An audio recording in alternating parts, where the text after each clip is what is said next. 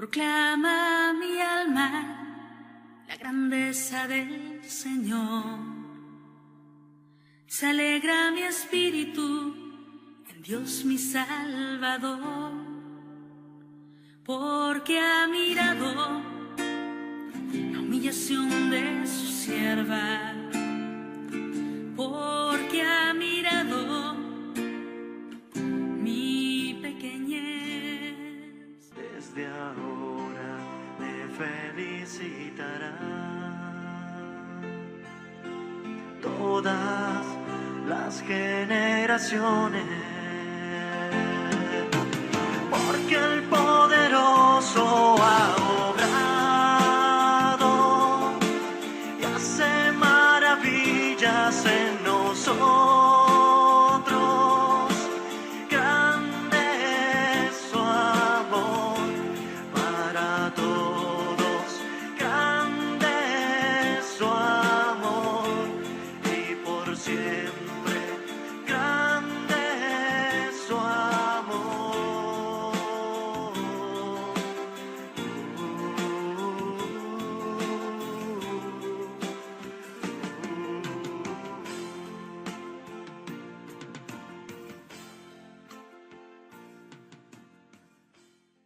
El Señor dice: yo soy la luz del mundo. El que me sigue no camina en tinieblas, sino que tendrá la luz de la vida. Esta breve sentencia contiene un mandato y una promesa. Cumplamos pues lo que nos manda, y así tendremos derecho a esperar lo que nos promete. No sea que nos diga el día del juicio: ¿ya hiciste lo que te mandaba? Pues ¿qué esperas alcanzar lo que prometí? ¿Qué es lo que me mandaste, Señor Dios nuestro? Te dice que me siguieras. Has pedido un consejo de vida, ¿y de qué vida sino de aquella cerca de la cual está escrito: en ti está la fuente viva? Por consiguiente, ahora que es tiempo, sigamos al Señor. Deshagámonos de las amarras que nos impiden seguirlo. Pero nadie es capaz de soltar estas amarras sin la ayuda de aquel de quien dice el Salmo: rompiste mis cadenas. Y como dice también otro salmo: el Señor liberta a los cautivos, el Señor endereza a los que ya se doblan. Y nosotros, una vez libertados y enderezados, podemos seguir aquella luz de la que afirma: yo soy la luz del mundo. El que me sigue no camina en tinieblas, sino que tendrá la luz de la vida, porque el Señor abre los ojos al ciego. Nuestros ojos, hermanos, son ahora iluminados por el colirio de la fe, para iluminar al ciego de nacimiento. A ese ciego primero le untó los ojos con tierra mezclada con saliva. También nosotros somos ciegos desde nuestro nacimiento de Adán, y tenemos necesidad de que Él nos ilumine. Dice: mezcló saliva con tierra. La palabra se hizo carne y puso su morada entre nosotros. Fíjense bien, mezcló saliva con tierra. Por eso estaba escrito: la verdad brota de la tierra. Y Él mismo dijo: yo soy el camino, la verdad y la vida. Disfrutaremos de la posesión de la verdad cuando lo veamos cara a cara, ya que también esto se nos ha prometido. Pónganse a pensar: ¿cómo nos atreveríamos a esperar lo que Dios no se hubiera dignado prometernos o darnos? La promesa es que lo veramos cara a cara. como dice el apóstol, al presente conozco imperfectamente como en un espejo y borrosamente. Entonces lo veremos cara a cara. Mire lo que nos dice el apóstol Juan en su carta. Dice así: queridos hermanos, ahora somos hijos de Dios y aún no se ha manifestado lo que seremos. Sabemos que cuando se manifieste, seremos semejantes a Él porque lo veremos tal cual es. Se trata en verdad de una gran promesa. Si lo amas, síguelo. Y tú respondes desde el fondo de tu corazón: lo amo, mas ¿por dónde he de seguirlo? Si el Señor tu Dios te hubiese dicho: yo soy la verdad y la vida, tú, deseoso de esta verdad y de esta vida, tendrías razón de decirte a ti mismo: gran cosa es la verdad, gran cosa es la vida. Si hubiese un camino para llegar a ellas. ¿Preguntas cuál es el camino? Fíjate que el Señor dice en primer lugar: yo soy el camino. Antes de decirte a dónde, te indica por dónde. Yo soy. Él dice: yo soy el camino. ¿El camino hacia dónde, Señor? La verdad y la vida. Primero dice por dónde has de ir. Luego, ¿a dónde has de ir? Fíjate bien. Yo soy el camino. Yo soy la verdad. Yo soy la vida. Permaneciendo junto al Padre es verdad y vida. Haciéndose hombre se hizo camino. No se te dice: esfuérzate en hallar tu camino. Esfuérzate en hallar el camino para que puedas llegar a la verdad y a la vida. No. Ciertamente, levántate, perezoso. El camino en persona vino a ti. Te despertó del sueño. Si es que ha llegado a despertarte, levántate. Levántate y camina. Quizá te esfuerzas en caminar y no puedes, porque te duelen los pies. Pregúntate por qué te duelen. ¿No será porque, movidos por la avaricia, han recorrido lugares escabrosos? Pero aquel que es la palabra de Dios curó también a los cojos. Acuérdate de esto.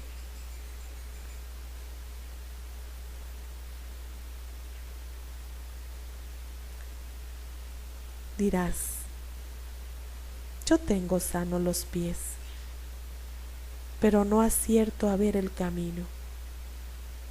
Piensa entonces que también abrió los ojos al ciego.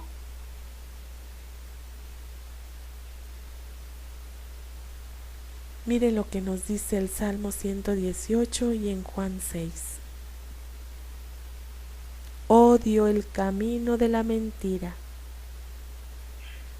Lámpara es tu palabra para mis pasos, luz en mi sendero. Señor, ¿a quién vamos a ir? Tú tienes palabras de vida eterna. Lámpara es tu palabra para mis pasos, luz en mi sendero.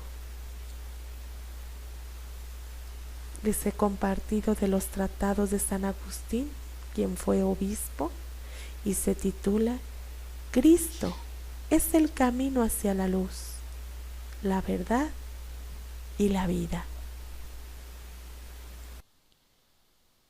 El motivo por el cual el apóstol Pablo escribe a los Gálatas es su deseo de que entiendan que la gracia de Dios hace que no estén ya sujetos a la ley. En efecto, después de haberles sido anunciada la gracia del Evangelio, no faltaron algunos provenientes de la circuncisión que, aunque cristianos, no habían llegado a comprender toda la gratuidad del don de Dios y querían continuar bajo el yugo de la ley. Ley que el Señor Dios había impuesto a los que estaban bajo la servidumbre del pecado y no de la justicia. Esto es, ley justa en sí misma que Dios había dado a unos hombres injustos, no para quitar sus pecados, sino para ponerlos de manifiesto. Porque lo único que quita el pecado es el don gratuito de la fe, que actúa por el amor. Ellos pretendían que los Gálatas, beneficiarios ya de este don gratuito, se sometieran al yugo de la ley, asegurándoles que de nada les serviría el Evangelio si no se circuncidaban y no observaban las demás prescripciones rituales del judaísmo. Ello fue causa de que empezaran a sospechar que el apóstol Pablo, que les había predicado el Evangelio, quizá no estaba acorde en su doctrina con los demás apóstoles, ya que estos obligaban a los gentiles a las prácticas judaicas. El apóstol Pedro había cedido ante el escándalo de aquellos hombres hasta llegar a la simulación, como si él pensara también que en nada aprovechaba el Evangelio a los gentiles si no cumplían los preceptos de la ley. De esta simulación le hizo volver atrás el apóstol Pablo, como explica él mismo en esta carta. Comienza la carta del apóstol San Pablo a los Gálatas de la siguiente manera. Dice así: Pablo, apóstol, no de parte de los hombres, ni por mediación de hombre alguno, sino por Jesucristo y por Dios Padre, que lo resucitó de entre los muertos, y todos los hermanos que están conmigo, a las iglesias de Galacia.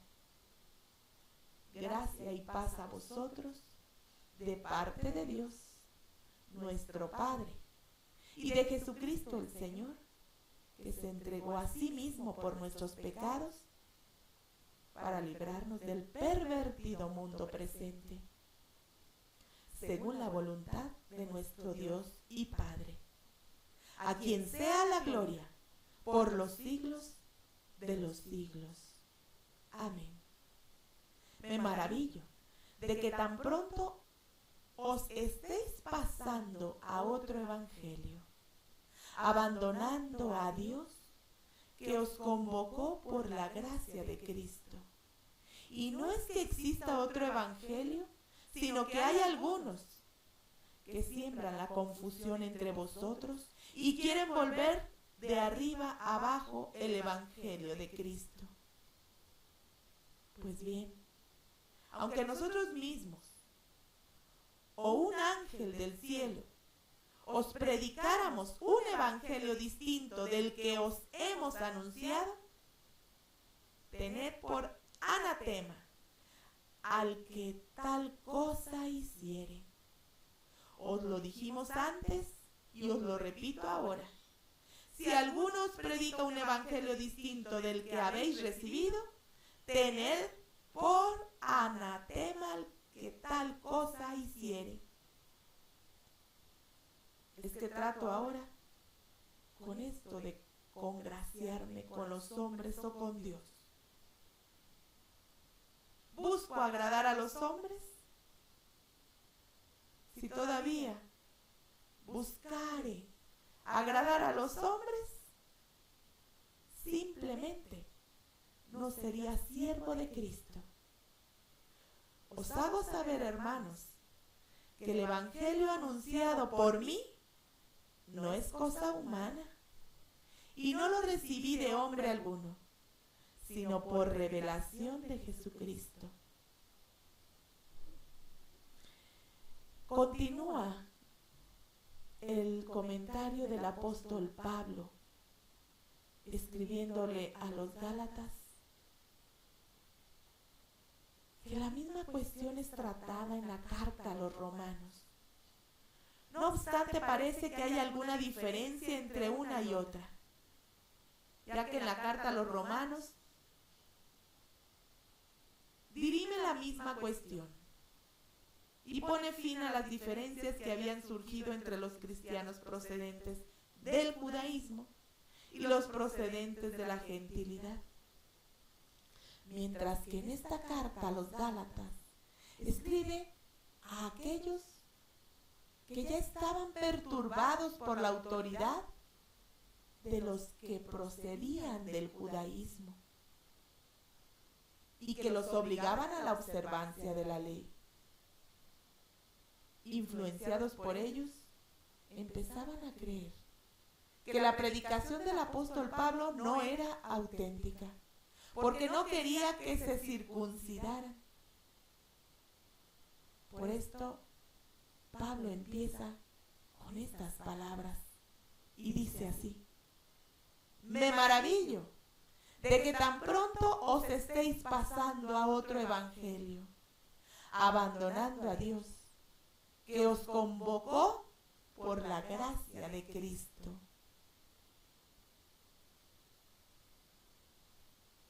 Con este exordio insinúa en breves palabras el meollo de la cuestión, aunque también lo hace en el mismo saludo inicial, cuando afirma de sí mismo que es apóstol, no de parte de los hombres, ni por mediación de hombre alguno.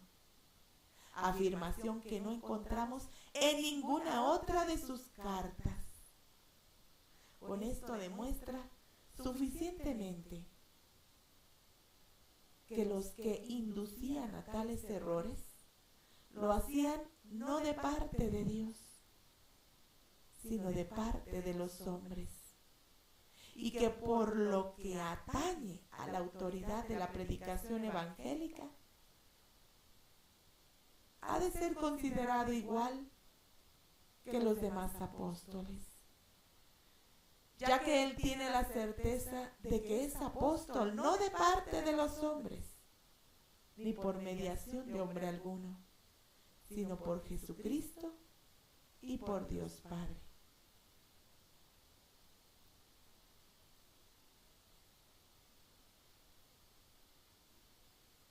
Hay un responsorio en la liturgia de las horas, haciendo referencia a los Gálatas 3:24-25, que dice: la ley fue nuestro ayo para llevarnos a Cristo, a fin de ser justificados por la fe. Pero una vez llegada la era de la fe, no estamos más bajo la potestad del ayo. Antes de venir la economía de la fe, estábamos encerrados bajo la custodia de la ley, en espera de la fe que había de revelarse. Pero una vez llegada la era de la fe, no estamos más bajo la potestad del ayo. Todo esto se los he compartido del comentario de San Agustín, quien fue obispo, haciendo referencia a la carta a los Gálatas.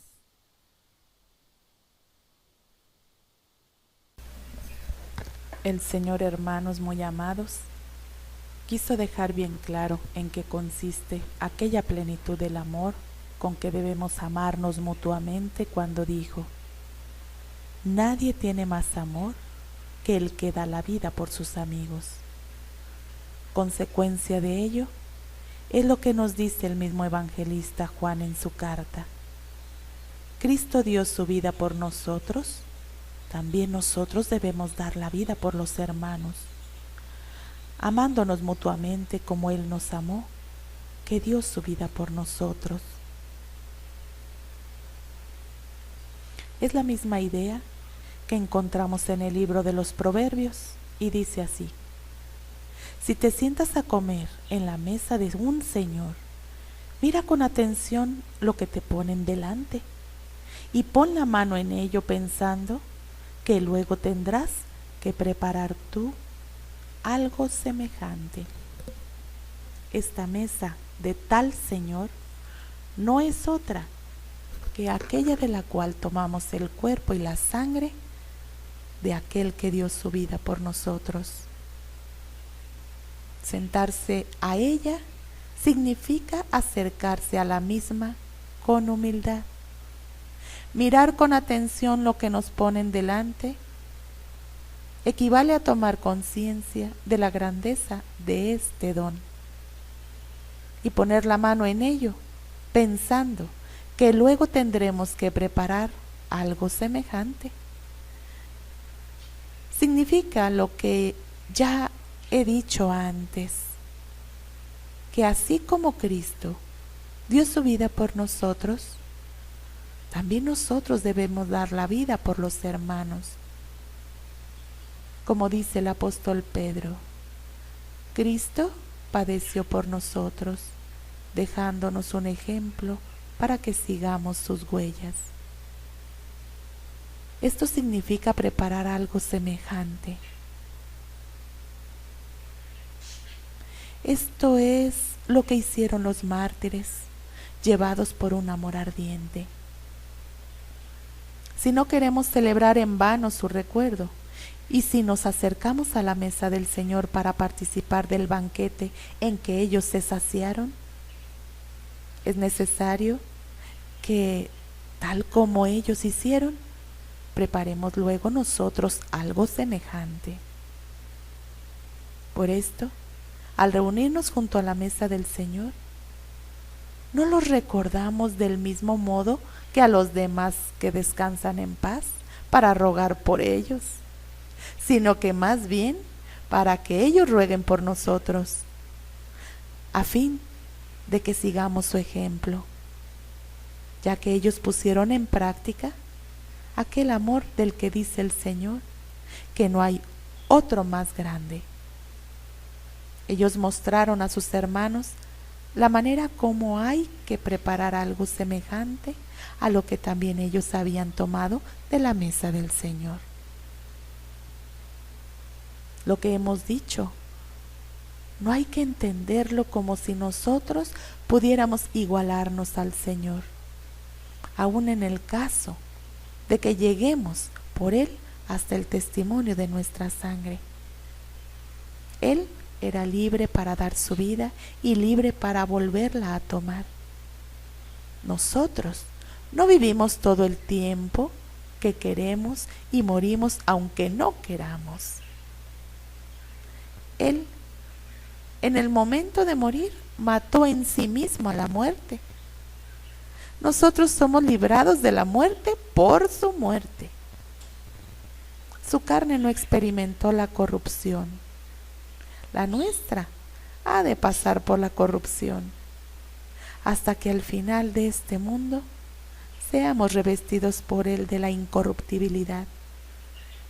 Él no necesitó de nosotros para salvarnos. Nosotros, sin Él, nada podemos hacer. Él a nosotros, sus sarmientos, se nos dio como vid. Nosotros, separados de Él, no podemos tener vida. Finalmente, aunque los hermanos mueran por sus hermanos, ningún mártir derrama su sangre para el perdón de los pecados de sus hermanos, como hizo Él por nosotros, ya que en esto no nos dio un ejemplo que imitar, sino un motivo para congratularnos. Los mártires, al derramar su sangre por sus hermanos, no hicieron sino mostrar lo que había tomado de la mesa del Señor. Amémonos, pues, los unos a los otros, como Cristo nos amó y se entregó a sí mismo por nosotros. Miren lo que encontramos en 1 de Juan.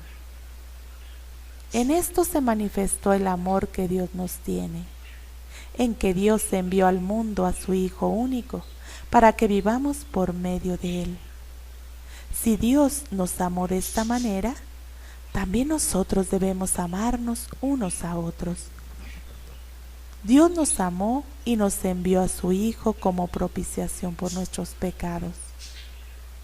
Si Dios nos amó de esta manera, también nosotros debemos amarnos unos a otros. Les he compartido de los tratados de San Agustín, quien fue obispo. Se titula La plenitud del amor. Dios mío, escucha mi clamor, atiende a mi súplica. ¿Quién dice esto? Parece que uno solo, pero veamos si es uno solo. Te invoco desde los confines de la tierra con el corazón abatido. Por tanto, no se trata de uno solo, a no ser en el sentido de que Cristo, junto con nosotros, sus miembros, es uno solo. ¿Cómo puede uno solo invocar a Dios desde los confines de la tierra? ¿Quién invoca desde los confines de la tierra? Es aquella herencia de la que se ha dicho al Hijo: pídemelo, te daré en herencia las naciones, en posesión los confines de la tierra. Por tanto, esta posesión de Cristo, esta herencia de Cristo, este cuerpo de Cristo, esta iglesia única de Cristo, esta unidad que formamos nosotros, es la que invoca al Señor desde los confines de la tierra. ¿Y qué es lo que pide? Lo que hemos dicho antes. Dios mío, escucha mi clamor, atiende a mi súplica. Te invoco desde los confines de la tierra. Esto es, desde todas partes. ¿Y cuál es el motivo de esta súplica? Porque tiene el corazón abatido. Quien así clama, demuestra que está en todas las naciones de todo el mundo, no con grande gloria, sino con graves tentaciones. Nuestra vida, en efecto, mientras dura esta peregrinación, no puede verse libre de tentaciones, pues nuestro progreso se realiza por medio de la tentación.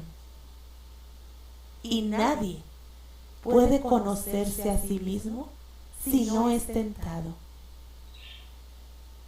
ni puede ser coronado si no ha vencido, ni puede vencer si no ha luchado, ni puede luchar si carece de enemigo y de tentaciones. Aquel que invoca desde los confines de la tierra está abatido, mas no queda abandonado, pues quiso prefigurarnos a nosotros su cuerpo en su propio cuerpo, en el cual ha muerto ya y también ha resucitado y ha subido al cielo para que los miembros confíen llegar también a donde los ha precedido su cabeza.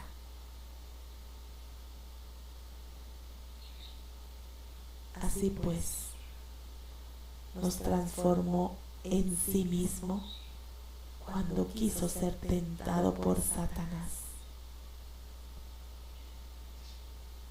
Acabamos de escuchar en el Evangelio cómo el Señor Jesucristo fue tentado por el diablo.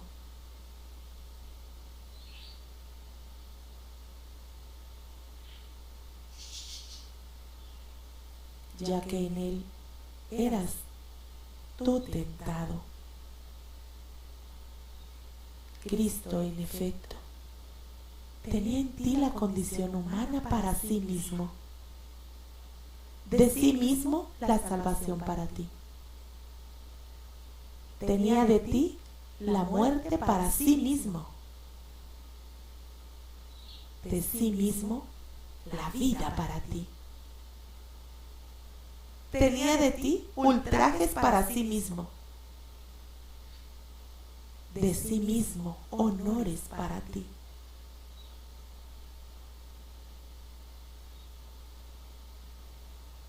Consiguientemente, tenía de ti la tentación para sí mismo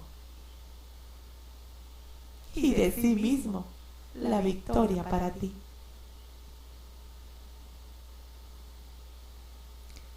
Si en Él fuimos tentados, en Él venceremos al diablo.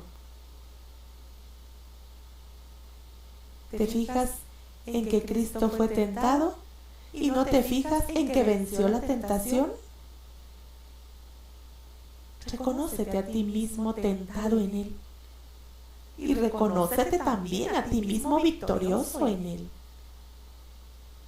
Hubiera podido impedir la acción tentadora del diablo, pero entonces tú, que estás sujeto a la tentación, no hubieras aprendido de él a vencerla.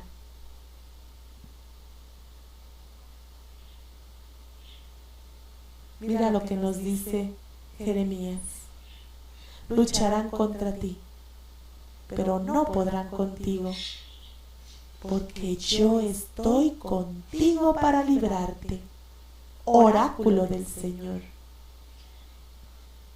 No caerás a espada, salvarás tu vida porque confiaste en mí, porque yo estoy contigo para librarte, oráculo del Señor.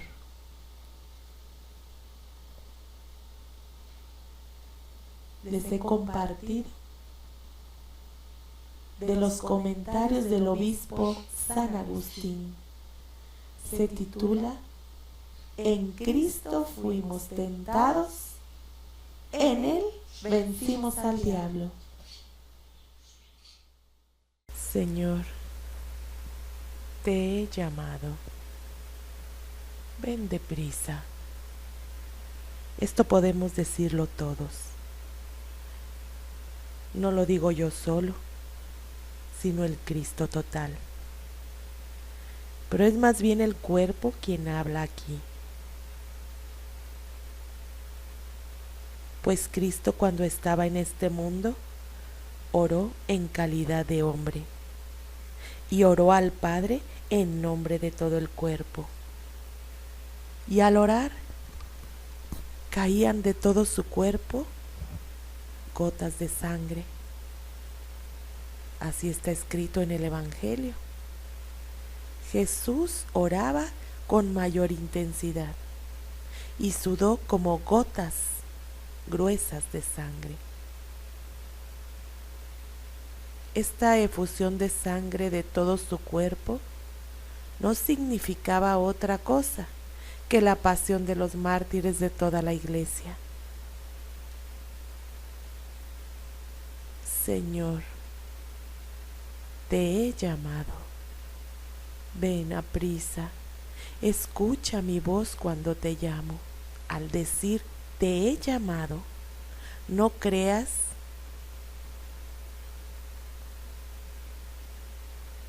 que ya ha cesado el motivo de llamar. Has llamado, pero no por eso puedes estar ya seguro. Si hubiera terminado ya la tribulación, no tendrías que llamar más.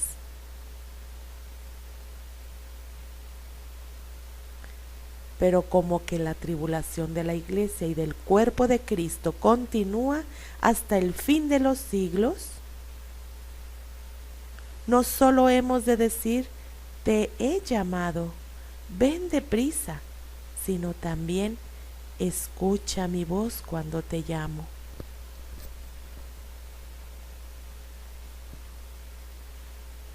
Suba mi oración como incienso en tu presencia, el alzar de mis manos como ofrenda de la tarde. Todo cristiano sabe que estas palabras suelen entenderse de la cabeza en persona. Cuando en efecto declinaba el día, el Señor entregó voluntariamente su vida en la cruz para volver a recobrarla.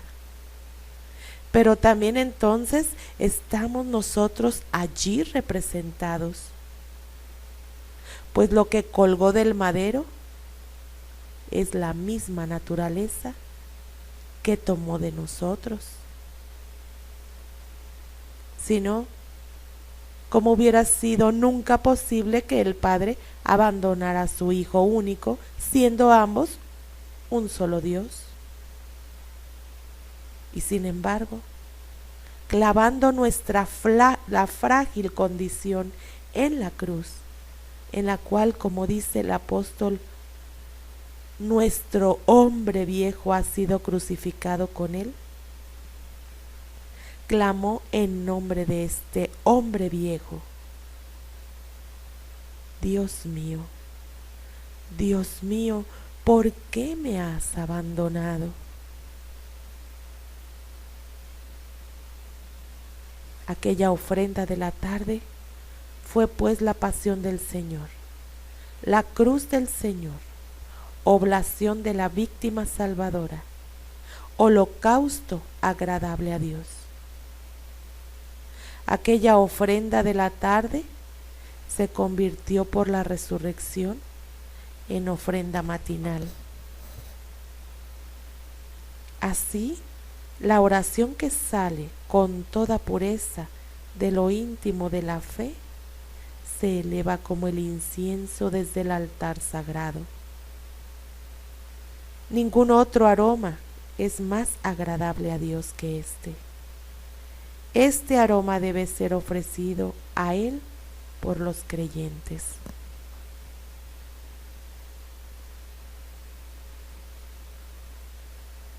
Miren lo que nos dice Gálatas 2, del 19 al 20.